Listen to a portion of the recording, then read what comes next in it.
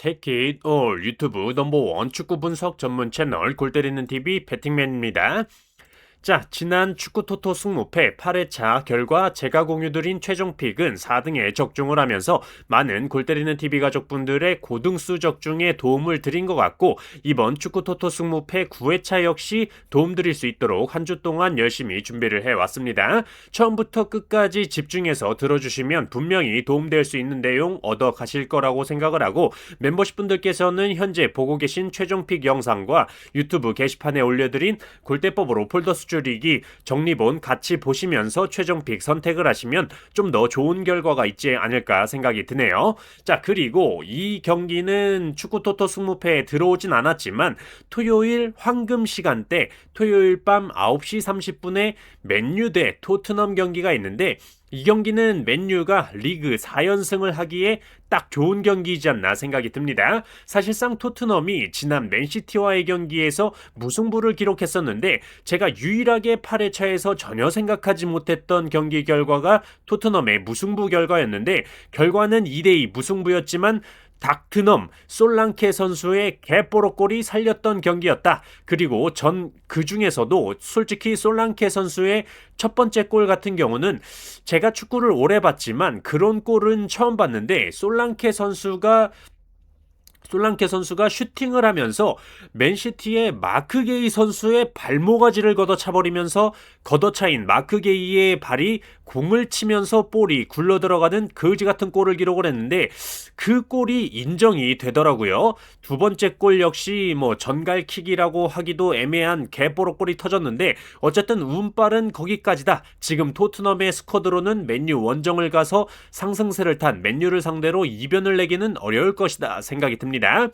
자, 지난주 토트넘 무승부가 너무 좀 어이가 없어서 한번 말씀을 드려봤고, 다시 본론으로 돌아와서 축구 토토 승무패 9회차 제가 선택한 최종 픽 쭉 말씀을 드려보도록 하겠고, 화면에 빨간색으로 쓰여있는 경기들의 경우는 멤버십 분들 전용으로 공유를 드리고 있고, 14경기에 대한 저의 생각을 모두 들어보시는 게 최종 픽 선택하실 때 도움이 되기 때문에 한 달에 4,990원 굉장히 저렴한 금액으로 골 때리는 TV 멤버십 가입하실 수가 있으니까, 가입 안 하신 분들은 빨리 가입하셔서 최종픽 영상 1번부터 14번 경기까지 중간에 광고 없이 편하게 시청하시는 걸 추천드립니다. 자, 그러면 축구토토 승무패 9회차 제가 선택한 최종픽 영상 시작 전에 좋아요 한 번씩 눌러주시는 거 잊지 마시고, 아직 구독 안 누르고 보시는 분들 구독 꼭 눌러주시고 좋아요 함께 눌러주시면 감사하겠습니다. 누르셨으면 시작해보도록 하겠습니다.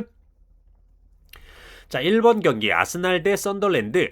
자, 지난 맞대결 당시에 썬더랜드가 홈에서 2대2 무승부를 기록을 하면서 굉장히 큰 이변을 일으켰지만, 이번 아스날의 홈 경기에서는 무난하게 개털리지 않을까 생각을 하고 있습니다. 일단 주장이자 미들에서 핵심적인 역할을 해주고 있는 그라니트 자카 선수가 부상으로 출전을 하지 못한다라는 게 굉장히 큰 타격으로 보이고, 기본적으로 아스날이 홈에서는 프리미어리그 최다 득점 2위, 최소 실점 공동 1위를 기록 중이고, 썬더랜드가 원정에서는 유독 떨어지는 경기력을 보여주면서 원정 고자 소리가 나올 만큼 기록이 좋지 못하죠.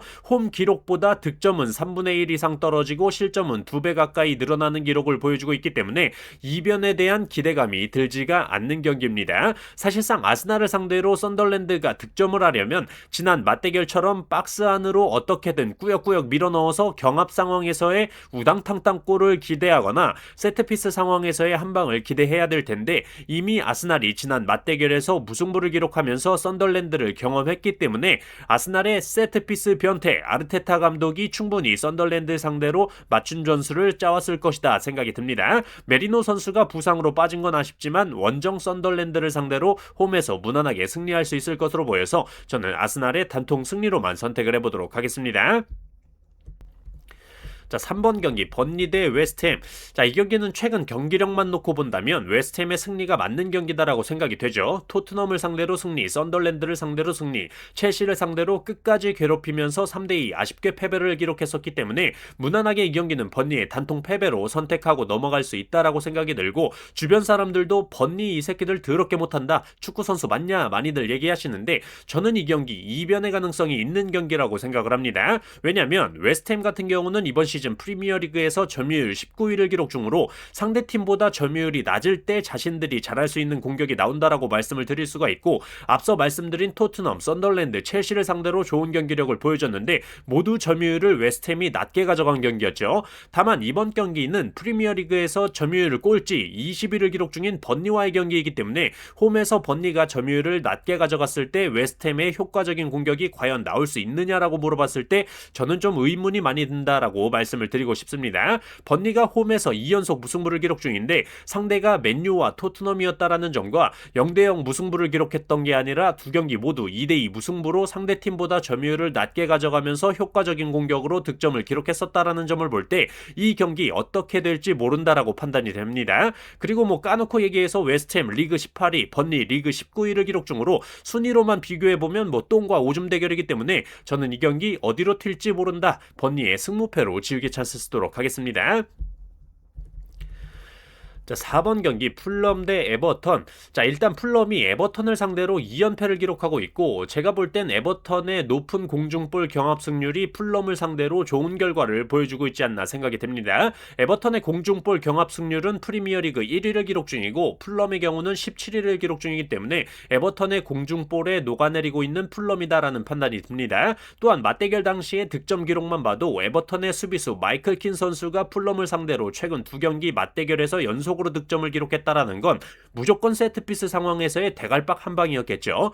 이러한 점을 볼 때 양팀 모두 주전 자원이 드라마틱하게 변화된 것도 아닌데 단순히 풀럼이 홈에서 경기력이 좋다라는 것만으로 풀럼의 승리 투표율이 46%나 될 만큼 될지는 아리까리하다라고 말씀을 드리고 싶고, 양팀의 감독, 즉 풀럼의 마르코 실바 감독과 에버턴의 다비드 모예스 감독의 감독 맞대결 결과 3승 5패로 무승부가 없었다라는 점, 그리고 패턴적으로 풀럼은 홈에서 정배당을 받았을 때 6승 1패로 무승부를 기록한 적이 없었고, 원정팀 에버턴은 이번 시즌 최다 연속 무승부인 2연속 무승부를 기록 중이라는 점을 볼 때 이 경기는 무승부가 없는 승패로 갈리는 경기가 되지 않을까 판단을 했습니다. 저는 이 경기 풀럼의 승패 2픽으로 선택을 했습니다. 자, 5번 경기 울버햄튼 대 첼시.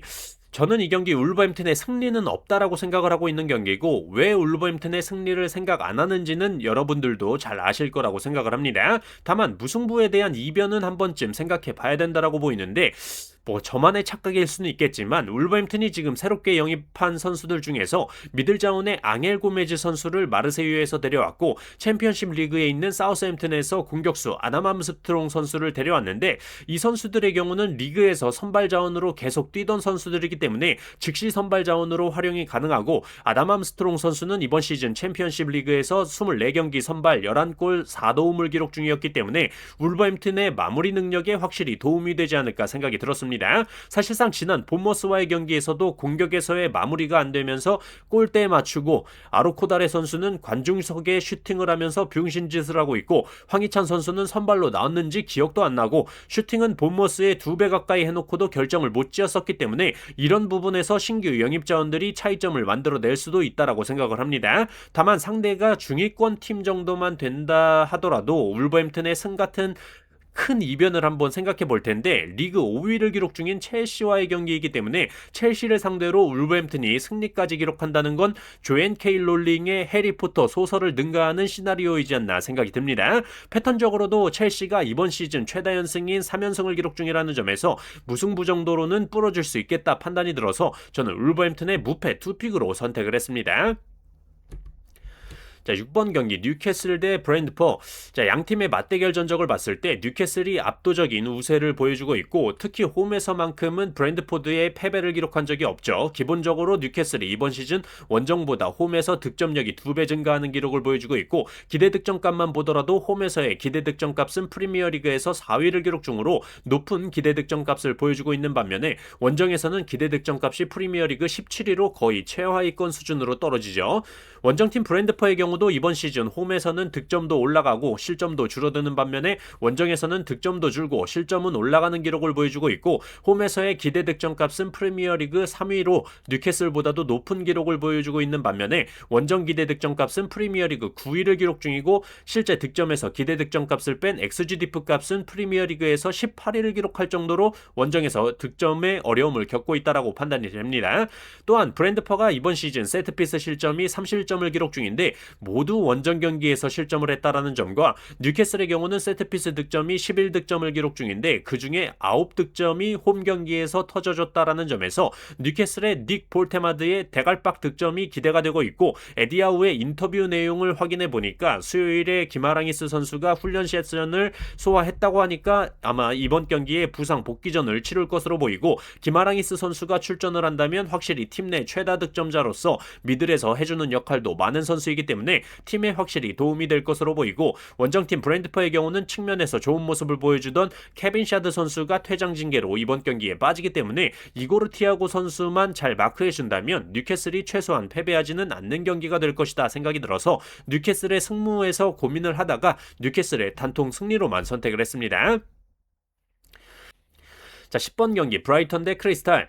자, 개인적으로 이 경기는 브라이턴의 패배는 없다라고 생각이 드는 경기로 원정팀 크리스탈 팰리스의 경우는 마크 게이 선수가 맨시티로 떠났고 글라스너 감독은 이번 시즌 종료되면 팀을 떠나겠다라고 공식 발표한 상황이고 최전방 공격수인 마테타 선수는 이적한다고 선언을 하고 AC밀란 메디컬 테스트를 갔다가 메디컬 테스트 문제로 이적이 무산이 됐는데 글라스너 감독님께서 이런 싸가지 없는 놈 뛰지마 이 새끼 하는 바람에 이번 경기에 출전을 하지 못하죠. 그렇기 때문에 크리스탈은 최전방 공격 자원에 물음표가 생기는데 울버햄튼에서 이번 시즌 아주 대단한 기록이죠. 최전방 공격수로서 단 한 골을 기록한 요르겐 라르센 선수를 1,000억이나 주고 데려오는 미친 짓을 보여줬고 아스톤빌라에서 이번 시즌 아주 대단한 기록이죠. 0골 1도움을 기록한 개샹 노무 새끼 소리를 듣던 에반 개샹 선수를 죄송합니다.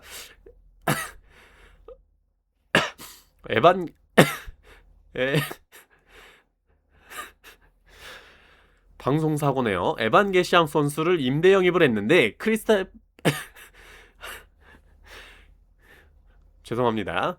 크리스탈 팰리스가 제정신인가 하는 생각이 드는 영입들이라서 뭐 물론 크리스탈 팰리스 축구에 적응을 해서 좋은 모습을 보여줄 수도 있지만 지금까지 봐온 상태로서는 물음표가 굉장히 많은 영입이죠. 저는 그래서 이 경기는 브라이턴의 승무에서 고민을 하다가 브라이턴이 홈 경기이기도 하고 최근에 아쉽게 승리를 놓치는 모습을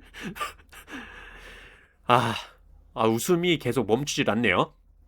최근에 아쉽게 승리를 놓치는 모습을 많이 보여준 브라이턴이라고 생각이 들어서 이제는 승리할 때가 됐다라고 판단이 들어서 브라이턴의 단통 승리로만 선택을 해보도록 하겠습니다. 다시 한번 중간에 웃음 때문에 좀 죄송하다는 말씀을 드리고 넘어가도록 할게요. 자, 11번 경기 빌바오 대 레반테. 자, 양팀의 경우 일단 맞대결 전적상 빌바오가 레반테를 상대로 단 한 번도 최근 10번의 맞대결에서 패배를 기록한 적이 없을 만큼 상성적으로 빌바오가 앞서고 있다라고 말씀을 드릴 수 있을 것 같고 빌바오가 목요일에 발렌시아와 FA컵 경기를 치르긴 했지만 로테이션을 확실히 돌렸다라고 생각이 들고 후반전 20분을 남겨놓고 교체 투입된 이나키 윌리엄스 선수가 득점에 성공을 했고 어시스트를 니코 윌리엄스 선수가 해주면서 윌리엄스 형제가 돌아왔다라는 걸 느꼈습니다. 그렇기 때문에 이번 경기에 빌바오의 양쪽 측면 이나키 윌리엄스 선수와 니코 윌리엄스 선수가 날개를 달아준다면 레반테의 측면은 탈탈 털리지 않을까 생각이 들고 빌바오 같은 경우가 이번 시즌 라리가에서 크로스 횟수 1위로 측면 공격 활용을 많이 하는 팀인데 원정팀 레반테의 경우가 라리가에서 크로스 허용 횟수 1위를 기록 중이라는 점에서 빌바오의 강점이 레반테의 약점이다라고 볼 때 이 경기는 홈팀 빌바오의 승리를 선택할 수밖에 없지 않나 생각이 들었습니다. 또한 패턴적으로 빌바오는 이번 시즌 2연속 무승부를 기록한 적이 없는데 지난 경기에서 무승부를 기록했고 레반테 역시 이번 시즌 2연속 무승부를 기록한 적이 없는데 지난 경기에서 무승부를 기록했기 때문에 패턴적으로 승패로 갈린다라면 저는 홈팀 빌바오의 승리를 선택하는 게 맞다라고 판단이 들어서 빌바오의 단통 승리로만 선택을 해보도록 하겠습니다. 자, 13번 경기 AT 마드리드 대 베티스. 자, 이 경기의 경우는 금요일 새벽에 스페인 FA컵 경기로 양팀이 이미 맞대결을 치렀고 AT 마드리드가 베티스 원정을 가서 0대5 대승을 기록했기 때문에 현재 투표율처럼 AT 마드리드의 승리에 몰릴 수밖에 없다라고 보여집니다. 그리고 금요일 새벽 경기에서의 핵심은 바로 아탈란타에서 영입된 루크먼 선수가 어떤 퍼포먼스를 보여줄 수 있을지였는데 경기 보신 분들은 아시겠지만 미쳤습니다. 득점도 기록을 하고 어시스트도 기록을 하면서 굉장히 좋은 경기력을 보여줬고 마치 AT 마드리드 선수들과 옛날부터 같이 뛰었던 느낌 힘이 들 정도로 팀에 빠르게 녹아들어서 완벽한 호흡을 보여줬기 때문에 앞으로 에티 마드리드에서의 활약이 굉장히 기대가 되고 있는 루크먼 선수다라고 말씀을 드리고 싶습니다. 베티스의 경우는 금요일 새벽 경기에서 맞대결 전적상 에티 마드리드를 상대로 한 골도 못 넣으면서 0대5로 개털린 적은 처음이기 때문에 멘탈이 나가 있을 거다라는 생각이 들고, 그 경기에서 뛴 주전 자원들은 지들이 안 된다라는 걸 뼈저리게 느꼈기 때문에 감독님을 찾아가서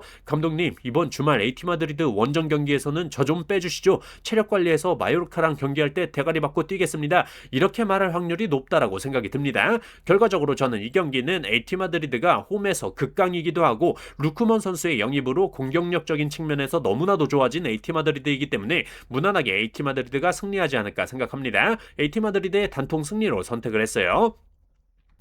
자, 이렇게 축구토토 승무패 9회차 제가 선택한 최종 픽에 대해서 모두 말씀을 드렸고, 참고하셔서 골 때리는 TV 가족분들의 좋은 결과 있으셨으면 좋겠습니다. 이번 한 주도 수고하셨습니다. Take it all.